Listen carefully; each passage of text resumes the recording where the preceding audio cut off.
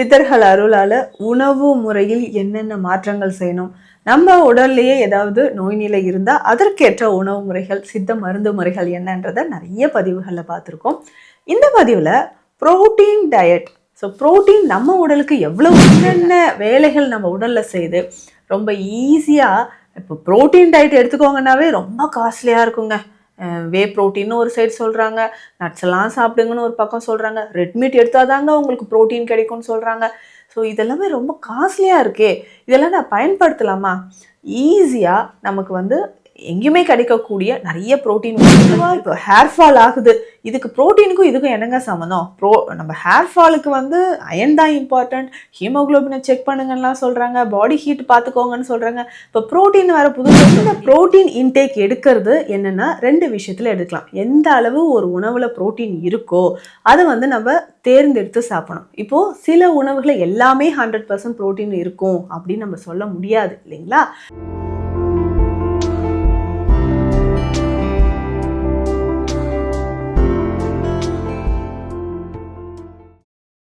வரம் நேயர்களுக்கு வணக்கம். நான் டாக்டர் நித்யா, சித்தா ஃபிசிஷியன்.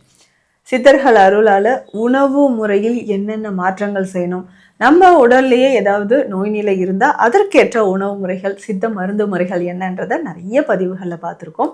இந்த பதிவில் புரோட்டீன் டயட், ஸோ புரோட்டீன் நம்ம உடலுக்கு எவ்வளவு முக்கியங்க, இந்த முக்கியமான புரோட்டீன், இந்த புரதம் நமக்கு தேவையா, என்னென்ன வேலைகள் நம்ம உடலில் செய்து ரொம்ப ஈஸியாக.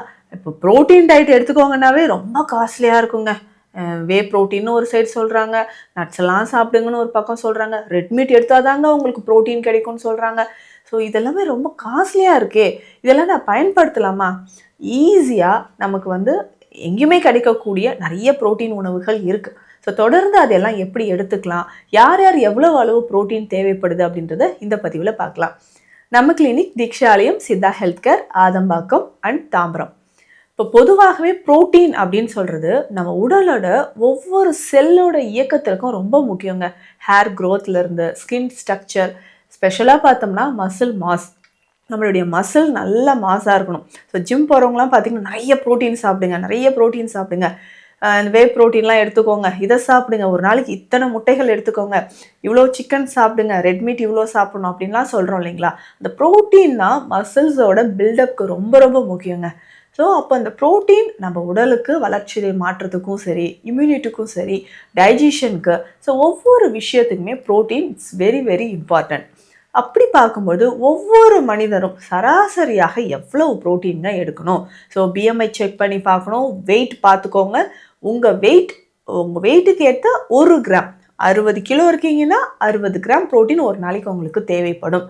குறைந்தது 40 கிராம் ப்ரோட்டீனாவது ஒரு நாளைக்கு ஒருத்தர் எடுத்தே ஆகணுங்க. அப்படி இருந்தால் மட்டும்தான் உடலோட இயக்கம் நார்மலாக இருக்கும் அப்படின்னு சொல்லலாம். இதில் முக்கியமாக நீங்கள் ப்ரெக்னென்சி டைம்லேயோ இல்லை லாக்டேட்டிங் பீரியடில் பாலூட்டும் தாய்மார்களாக இருந்தீங்கன்னா இந்த டைமில் ப்ரோட்டீனோட தேவை உடலில் கொஞ்சம் அதிகமாகவே இருக்கும். அதுக்கேற்ற மாதிரியும் ப்ரோட்டீன் நம்ம எடுத்துக்கணுங்க. பொதுவாக இப்போ ஹேர் ஃபால் ஆகுது, இதுக்கு ப்ரோட்டீனுக்கும் இதுக்கும் என்னங்க சம்மந்தம்? நம்ம ஹேர் ஃபாலுக்கு அயன் தான் இம்பார்ட்டன்ட், ஹீமோக்ளோபினை செக் பண்ணுங்கலாம் சொல்கிறாங்க, பாடி ஹீட் பார்த்துக்கோங்கன்னு சொல்கிறாங்க. இப்போ ப்ரோட்டீன் வேறு புதுசாக சொல்கிறீங்களே, நிச்சயமாக.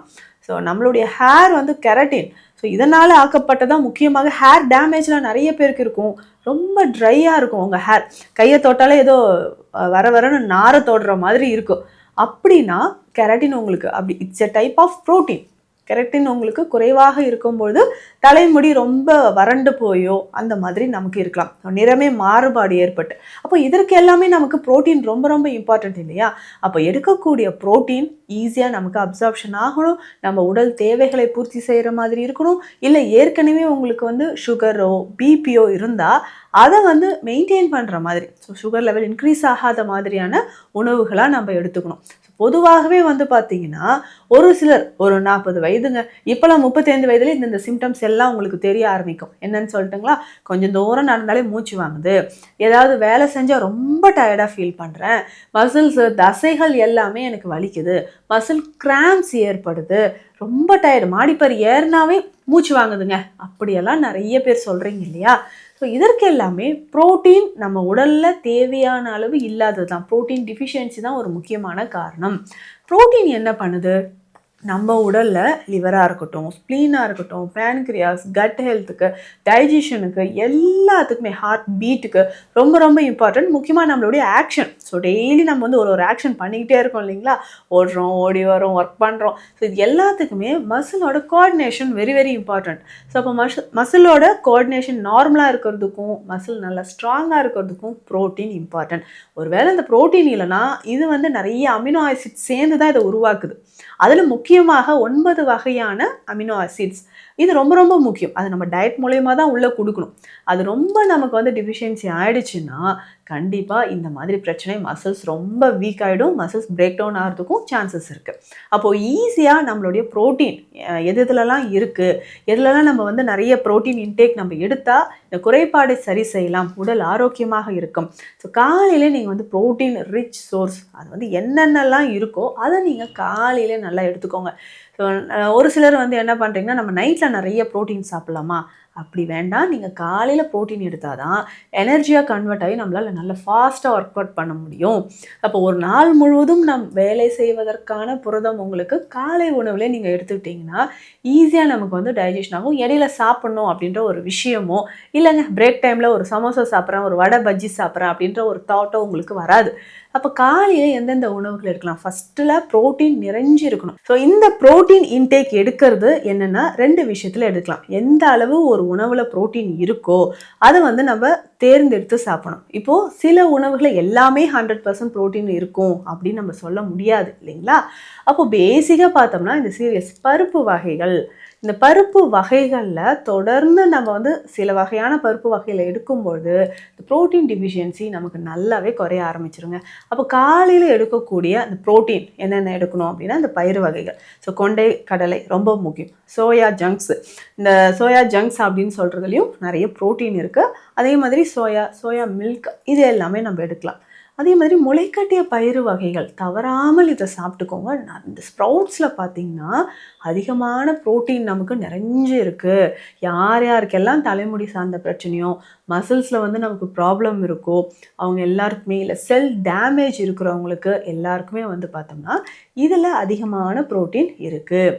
அதற்கு அடுத்ததாக என்னென்ன உணவுகள் நம்ம எடுக்கலாம் அப்படின்னு பார்த்தோம்னா மில்க் ப்ராடக்ட்ஸ், பால் எடுத்துக்கலாம். அதனோடு சேர்த்து முக்கியமாக தயிர், யோகட், டோஃபு, பன்னீர் இது எல்லாமே நம்ம எடுத்துகிட்டு வரலாங்க. இதுலேயுமே பார்த்திங்கன்னா அதிகமான ப்ரோட்டீன் நமக்கு நிறைஞ்சு இருக்குது. வீட்லேயே நம்ம வந்து பன்னீர் ரொம்ப ஈஸியாக நம்ம செய்யலாம்.